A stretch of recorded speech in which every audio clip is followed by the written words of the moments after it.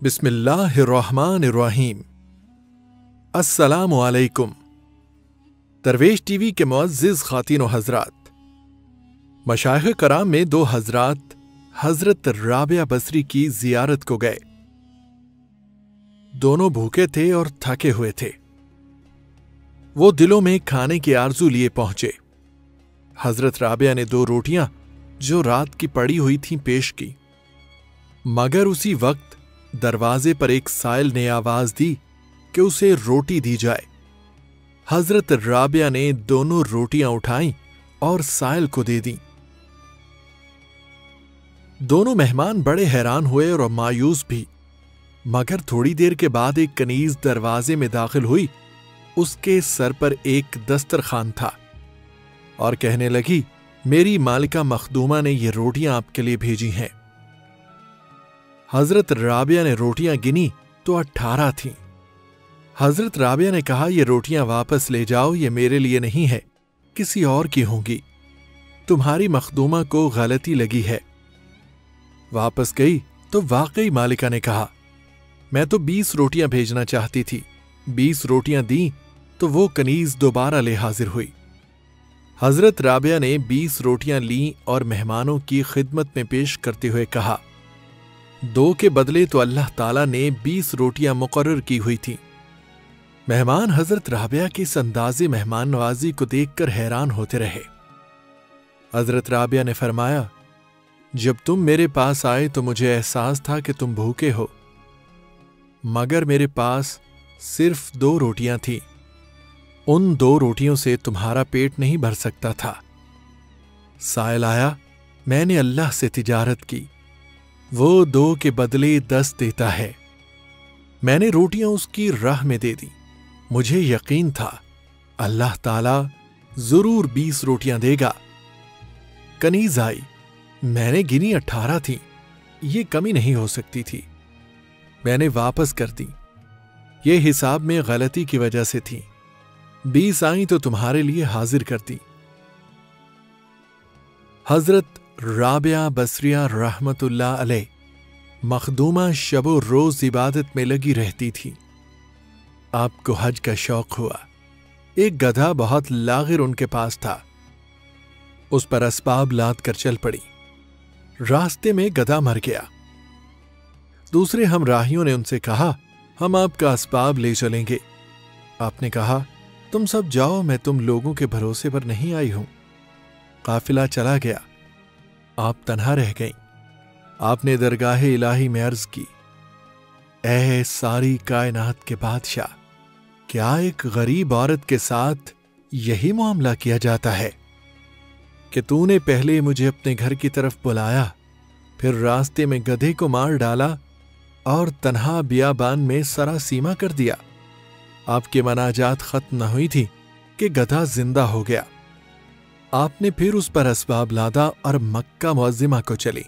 حضرت رابعہ رحمت اللہ علیہ قریب مکہ معظمہ پہنچی تو چند دن بیابان میں قیام پذیر ہوئیں اور مناجات کی کہ میرا دل رنجیدہ ہے اور یہ خیال مجھے درپیش ہے کہ میں کہاں جاتی ہوں۔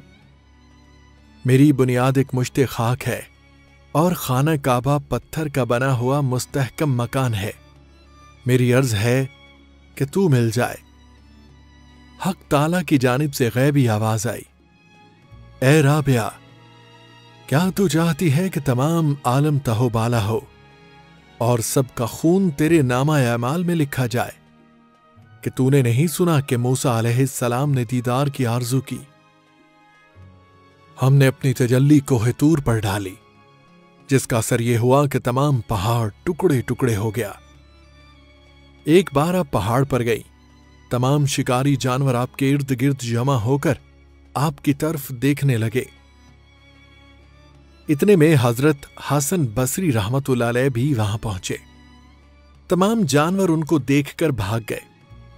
حضرت حسن بصری رحمت اللہ علیہ نے آپ سے دریافت کیا کہ جانور مجھے دیکھ کر کیوں بھاگ گئے اور آپ کے پاس کیوں کھڑے رہے؟ آپ نے پوچھا کہ تم نے آج کیا کھایا ہے؟ کہا، میں نے گوشت روٹی کھائی ہے۔ آپ نے کہا کہ جب تم نے ان کے بھائیوں کا گوشت کھایا ہے تو وہ تم سے کیوں نہ بھاگیں؟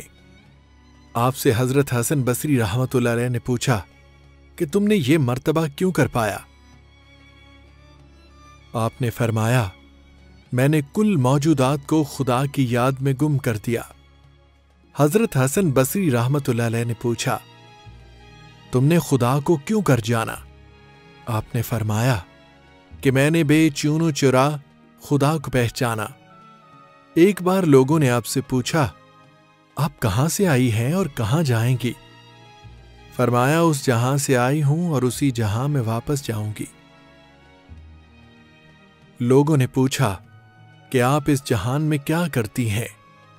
فرمایا افسوس۔ لوگوں نے سبب پوچھا تو جواب دیا اس لیے افسوس کرتی ہوں کہ مجھے رزق اس جہان سے ملتا ہے اور میں کام اس جہان کے کرتی ہوں۔ لوگوں نے آپ رحمت اللہ علیہ سے پوچھا کہ آپ جس خدا کی عبادت کرتی ہیں اس کو دیکھتی بھی ہیں یا نہیں؟ آپ نے فرمایا اگر میں اس کو نہ دیکھتی تو اس کی پرستش نہ کرتی۔ آپ ہمیشہ رویا کرتی تھی۔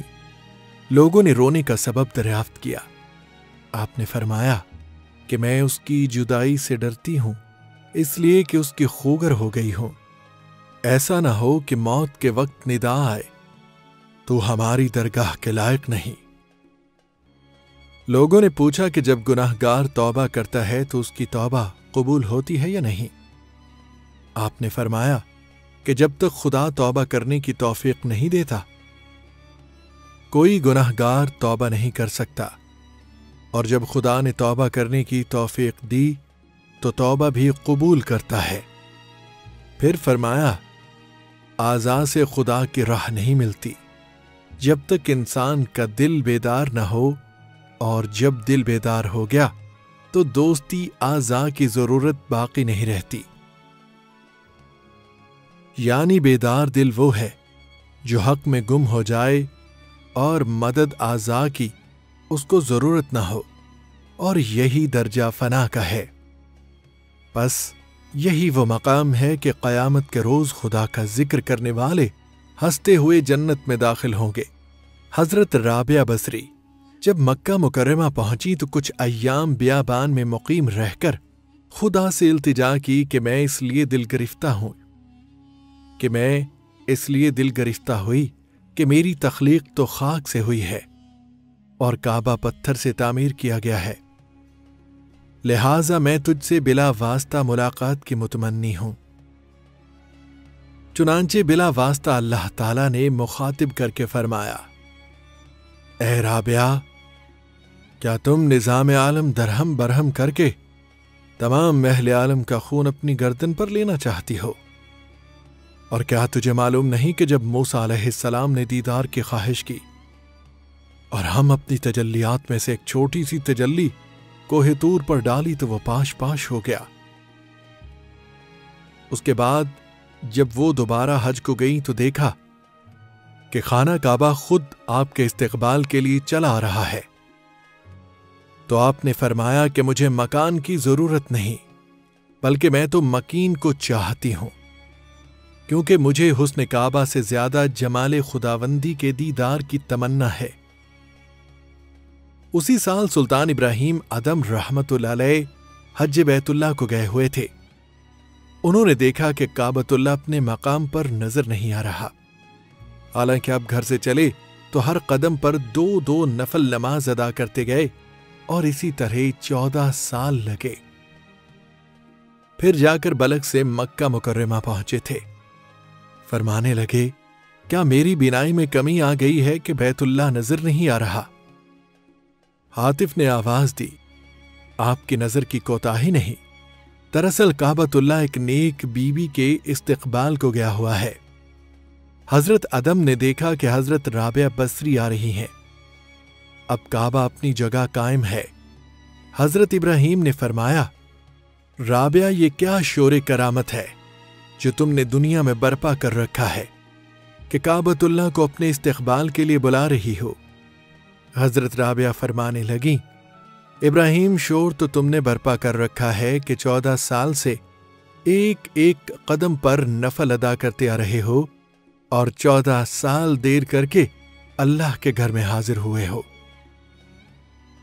ابراہیم نے کہا، رابعہ مجھے 14 سال اللہ کی نماز پڑھتے صحرا میں گزرے۔ آپ نے فرمایا، تم 14 سال اللہ کی نماز میں رہے، میں عمر بھر اللہ کے نیاز میں رہی۔ اس کا نتیجہ یہ ہوا کہ تم اللہ کے گھر پہنچے تو وہ اپنی جگہ پر نہ تھا۔ میں نیاز مندانہ حاضر ہوئی تو وہ مجھے لینے آگے بڑھا۔ ایک دفعہ حضرت خواجہ حسن بصری رحمت اللہ علیہ اپنے چند دوستوں کو لے کر حضرت رابعہ بصری کے گھر گئے۔ اس وقت حضرت رابعہ بصری کے گھر چراغ نہیں تھا۔ مہمانوں کی سہولت کے لیے آپ نے اپنی انگشت شہادت کو اپنے لبوں سے چھوا اور چراغ کی طرح روشن کر دیا، اور اس طرح صبح تک چراغ جلتا رہا۔ ایک دن خواجہ حسن بصری نے رابعہ بصریہ کو مشورہ دیا کہ نکاح کر لو۔ رابعہ نے کہا کہ نکاح کی ضرورت تو جسم کو ہوتی ہے، میں تو اپنے جسم کو فنا فی اللہ کر چکی ہوں۔ جب حضرت رابعہ کی موت کا وقت قریب آیا، آپ صاحب فراموش تھیں۔ اکابر اس وقت آپ کی عیادت کے لیے پہنچے۔ کہنے لگی، اٹھو، میرے پاس اللہ کے رسول فرشتے آ رہے ہیں، انہیں بیٹھنے کی جگہ دو۔ لوگ اٹھے، آواز آئی، یا ایھا النفس المطمئنہ ارجعی الی ربک راضیۃ مرضیہ فادخلی فی عبادی وادخلی جنتی۔ اس کے بعد کوئی آواز نہ آئی۔ لوگ پھر آپ کے پاس آئے، دیکھا کہ آپ کی روح قفس عنصری سے پرواز کر چکی ہے۔ حضرت رابعہ بصری کی وفات 185 ہجری میں ہوئی۔ آپ کا مزار آج تک بصرہ میں زیارت گاہ خلائق ہے۔ خدا پاک ہر مسلمان کو ہر وقت اپنا ذکر کرنے کی توفیق عطا فرمائے، آمین ثم آمین۔ السلام علیکم ورحمۃ اللہ وبرکاتہ۔